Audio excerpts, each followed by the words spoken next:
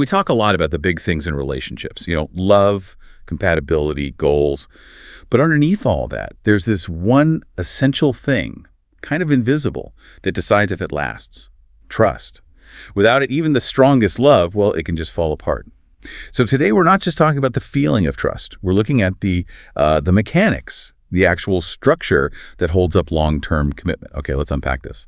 That's exactly right. The sources you shared were fascinating. They really detail how trust is built step by step, what keeps it going, over the years, and crucially, what the practical steps are when trust gets broken, because let's face it, sometimes it does. Our mission here is to pull all that together and give you a kind of blueprint for building this invisible glue, as you called it. Yeah, invisible glue. I like that. And what the research shows is that trust isn't just like a nice bonus emotion. It's the condition, the absolute condition partners need to feel secure, loved, and safe. And that feeling of security, that's what really drives those relationships that last, the long-term ones. Invisible glue really works because when it's not there, you feel it. Oh boy, you feel it. The relationship stops being a partnership, doesn't it? It becomes this exhausting, emotional detective story all the time. Precisely. If that foundation is shaky, the analysis showed, the fallout is immediate. And it really corrodes your mental well-being. When you don't have trust, every conversation feels suspect. Every text that doesn't get an instant reply feels threatening, almost. Even silence can feel like rejection, like they're pulling away on purpose. It's that constant state of high alert, hypervigilance. Just think about how much energy that takes. Always second-guessing late replies, worrying about what they really mean. It's an emotional tax you can't keep paying. It is exhausting. And that's why high trust is such a massive relief, emotionally speaking.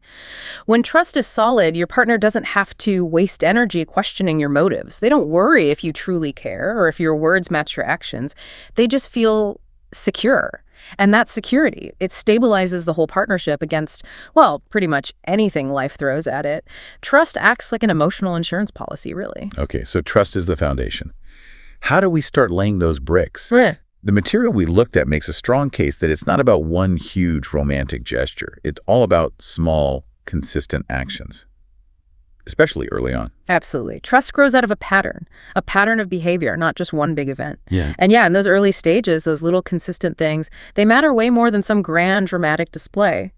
We pulled out 3 really critical habits for those initial phases, things that signal reliability right away. They build what we could call predictive safety. Predictive safety, I like that term. It takes away the guesswork, the mental load. So what are those 3 small things? Okay, first, consistency. This one's non-negotiable, basically. It means doing what you say you'll do every single time. If you promise to call at 6, you call at 6, not 6.5 with an excuse. You honor those tiny commitments. It shows your word is reliable, not just, your feelings in the moment. Right. And if you genuinely can't make it at 6, you let them know beforehand. You don't just show up late and brush it off. Exactly. The follow-through, or the clear communication about not following through, that's the key part. Second habit, transparency. This means sharing honestly about your life, your goals, maybe even your worries or fears. You're basically giving your partner the real map, not just the scenic route. Transparency. That one feels tricky. It builds trust, sure. But isn't there a risk of oversharing too soon, dumping everything on date 2? That's a fair point, and the sources address it. Transparency isn't about just info dumping everything at once. It's more about having a low barrier for sharing important stuff. Yeah. If something's bothering you, you mention it. You don't let them stumble on it later. It creates an environment where secrets just don't really take root, okay? And the third habit, this sounds simple, but I know it's hard in practice. Active listening. Oh, it really is. It means actually listening to understand them, not just waiting for your turn to speak or planning your comeback while they're talking. When you truly listen actively, you're validating their feelings, their perspective. That's huge for security. So you put consistency, transparency, and active listening together. The message you're sending is powerful and simple. I see you, I hear you, and you can count on me. You can rely on me. That's the bedrock. Okay, so once that initial foundation is there and the relationship grows, how do we make that trust stronger? Make it resilient for the long haul? Because keeping it going needs something different than just starting it right. Right. We found 5 core pillars that really sustain trust over decades. Okay, here's where it gets really interesting. Looking at that shift from early habits to long-term structure. Right. These 5 pillars, they transform that early reliance into something much deeper. Real, resilient, long-term security. They're like the structural beams holding everything up. Pillar 1, honesty. Obvious starting point, maybe, but the analysis really zeroed in on why even tiny lies are so damaging. Yes, because a small lie like, pretending you didn't finish the cookies or fibbing about where you were for 10 minutes, it's not about the cookie, right? It's damaging because it makes your partner doubt their own reality, their perception. If I can't trust you on the small things, how on earth can I trust you when something really big happens? So honesty means not hiding important truths, even when it's uncomfortable, period. Makes sense. If honesty is the baseline, pillar 2 is respect. And the research defined this way beyond just, like, being polite. Oh, absolutely. It's about actively honoring their boundaries, their opinions, their individuality, all the time. Trust just can't survive if personal space or identity is constantly being ignored or trampled on. Respect means supporting their right to see things differently, to disagree, and still loving them completely through it. Okay, moving to number 3, reliability. This sounds like consistency, but it seems broader, like it covers bigger things. Exactly. It expands on that early consistency. Reliability is about keeping commitments over the long haul, weeks, months, years. It means your partner develops this deep-seated knowledge, this certainty that you will show up when things get tough, a family crisis, a job loss, a health scare. You're their safe harbor, not just someone they date. Right, being their rock. Okay. Closely related is pillar 4, loyalty. How did the research break down loyalty in public versus private? Because those can look really different sometimes.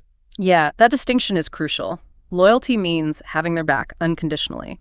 In public, it means, defending them, presenting that united front, no bad-mouthing them to others. In private, it's about supporting their tough choices, keeping their confidences safe, and crucially, not using their vulnerabilities against them when you argue. It's about protecting them, even when they don't know they need protecting. Wow, that private aspect is powerful.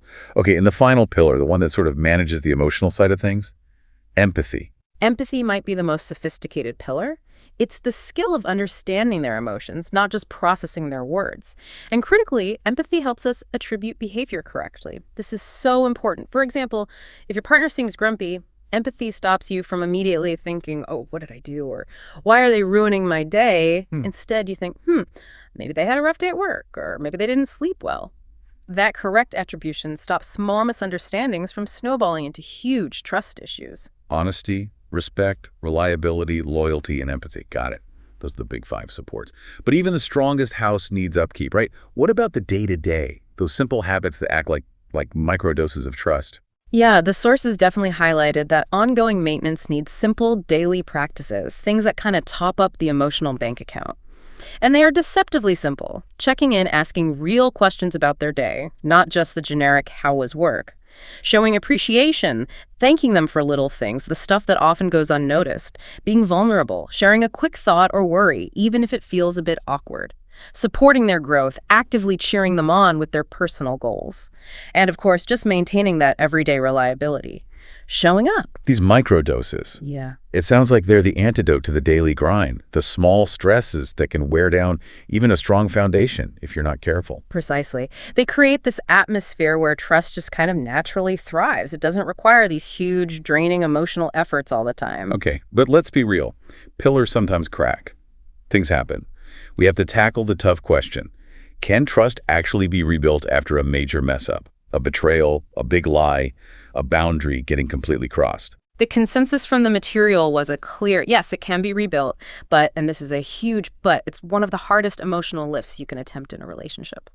The sources often use the analogy of healing a broken bone. It takes a lot of time, very careful handling, and real dedicated effort from both people involved. We pulled out a pretty clear 4-step process for recovery from the research. On step 1, according to everything we read, is absolute no excuses ownership. Step 1, acknowledgement. Yeah. The person who broke the trust has to admit it fully. No excuses, no, but you did, no justifying their intentions. The immediate focus must be on the impact their actions had on their partner, not on what they meant to do. That total ownership is the essential first move towards repair. But admitting fault without getting defensive, that's hard. It goes against instinct when you feel accused. Did the study suggest how to get past that? It really stressed separating intent from impact. The person has to grasp that even if they didn't intend harm, they did break trust. And that is the problem that needs fixing right now. Step 2 follows right on its heels, a genuine apology. And crucially, it has to be backed by immediate, visible changes in behavior. An apology means nothing if the action that caused the break just happens again. Right. So it's apology plus proof, verifiable change. What about the person who was hurt? What's their timeline? That leads to step 3, time and patience. The person who messed up needs to accept that getting trust back isn't their right. It has to be earned. Earned through consistent, positive actions, day after day, often for a long time. Trust doesn't just snap back because someone said sorry. It absolutely cannot happen overnight. Okay, earned, not demanded. And the final step, that falls to the partner who was wronged. That's step 4, forgiveness. Ultimately, the partner who is hurt has to make a conscious choice to forgive. Truly forgive. And that means deciding to stop constantly bringing up the past mistake, stop reopening the wound. If that decision isn't made, the relationship just stays stuck in limbo, forever picking at the scab. The healing has to be a joint effort. Wow. That's incredibly powerful. Okay, to wrap things up, let's give everyone listening a way to kind of check the pulse of trust in their own relationships. What are the concrete signs, the behaviors that show, lasting trust is really there, that foundation is solid? Yeah, there are different clear indicators you can look for. Signs you've built that high trust infrastructure. You probably have strong trust if, first, you feel secure even when you're apart for days or even longer. There's no nagging anxiety or frantic need to check in constantly. That lack of anxiety, that's huge. It means that exhausting hypervigilance we talked about is gone. You've eliminated that energy drain. Absolutely. Second sign, you don't feel any urge to snoop, no checking their phone, reading messages, scrolling their DMs. That curiosity just isn't there because you feel certain about their loyalty. Third, you feel comfortable being your complete, authentic, maybe even messy self around them. No need for a mask or performance. Fourth, and this one's really important, you can disagree, even argue strongly, without fearing that the relationship itself is on the line. The fight is about the issue, not about survival. And finally, there's just this deep, mutual, often unspoken belief in each other's fundamental loyalty. So what does this all mean? I think the overwhelming message from all the sources we looked at is that trust isn't some kind of magic. It's the result, the deliberate product of routine, intentional actions and mindset. It starts with those 3 early habits: consistency, transparency, active listening. It gets deeper and stronger with those 5 pillars: honesty, respect, reliability, loyalty, and empathy. And it's kept alive through those small, daily microdoses of appreciation, vulnerability, and just showing up. Yeah, the ultimate takeaway, the core idea that echoed through everything is really simple. Trust isn't built in a day. It's built every day. So we encourage you to think about those 5 pillars we discussed: honesty, respect, reliability, loyalty, empathy. In your own key relationships, which one feels maybe the most challenging right now?